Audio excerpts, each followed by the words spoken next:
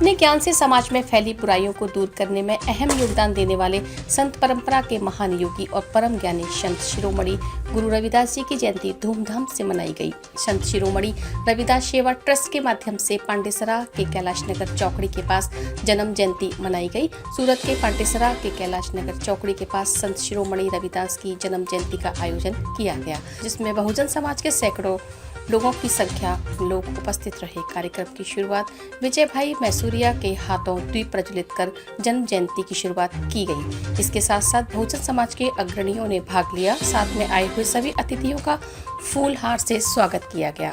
कार्यक्रम में अनीता यादव ने लोक संगीत के माध्यम से संत शिरोमणि रविदास के जीवन पर लोकगीत के माध्यम से उनके जीवन पर प्रकाश डालते हुए संगीत का प्रदर्शन किया। मेरा नाम विजय मैसूरिया है और मैं ग्लोबल पीपल्स पार्टी से राष्ट्रीय महासचिव हूँ। और आज हमारे महापुरुष परम पूज्य संत शिरोमणि गुरु रविदास जी महाराज का जन्म जयंती महोत्सव पांडेसरा में स्थित हो रहा है और इस महोत्सव में हम लोग उपस्थित होकर इस महोत्सव का आनंद ले रहे हैं। हकीकत में हमारे महापुरुष जो हैं वो वास्तविक थे और उनके मनुवादियों के जो महापुरुष हैं वो काल्पनिक हैं। जो भाई लोग बाहर खड़े हैं कृपया करके आप लोग काल्पनिक और अंदर आने की कोशिश करें। समझ सकते हैं कथा वार्ता और काल्पनिक महापुरुषों के वो लोग आज हमारे दिलो दिमाग में छाए हुए हैं, जो हकीकत में नहीं है और जो वास्तविक है। वैसे हमारे महापुरुषों का ये महोत्सव मनाना जरूरी है और हम इसलिए उनका महोत्सव मनाते हैं। और साथ साथ में हमारे देश को जो संविधान से चल रहा है, तो संविधान को बदलने की जो चेष्टा हो रही है उसका मैं सख्त विरोध करता हूँ। और देश को बचाना है, संविधान को बचाना जरूरी है, क्योंकि इंसानों को गुलाम बनाने वाले बहुत बादशाह देखे, मगर गुलामों को इंसान बनाने वाला एक ही शहंशाह डॉक्टर बी आर अम्बेडकर।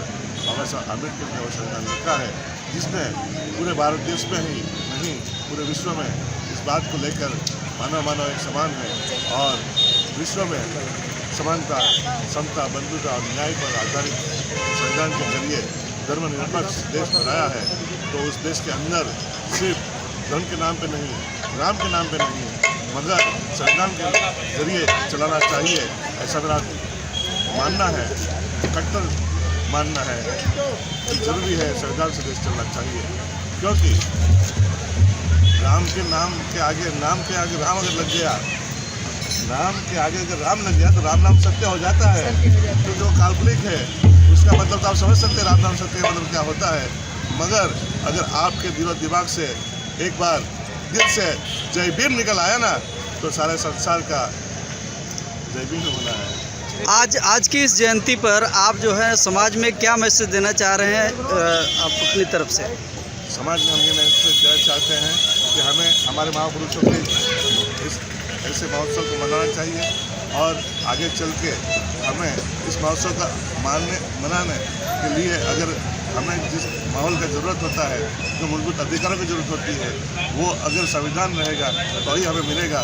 अगर संविधान ही नहीं रहेगा तो हमें हमारे मूलभूत अधिकारों से वंचित हो जाएंगे और ऐसे महोत्सव ठीक से नहीं मना पाएंगे।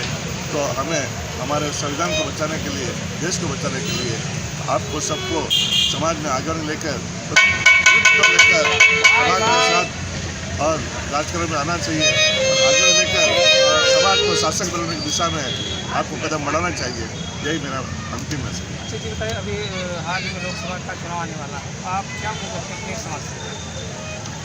लोकसभा का चुनाव आने वाला है, जनता से आप अपने समाज से क्या उम्मीद रखते हैं? किस प्रकार से आप वोटिंग करवाएंगे? मैं चाहता हूँ इस वक्त जो लोकसभा का इलेक्शन आने वाला है, उस इलेक्शन के अंदर हमारे बहुजन समाज को मैं यही एक अनुरोध करना चाहता हूँ कि हम जिस हमारे ही वोट और नोट से जीतकर वहाँ जो सरकार बनाते हैं, ऐसे मनवादियों को पहचानो और हमारे वोट और नोट के साथ जीत के जो जाते हैं उनको वोट देकर आप ही के ऊपर दमन, अत्याचार और बलात्कार करने के लिए उनको छुट्टा कर देते हैं।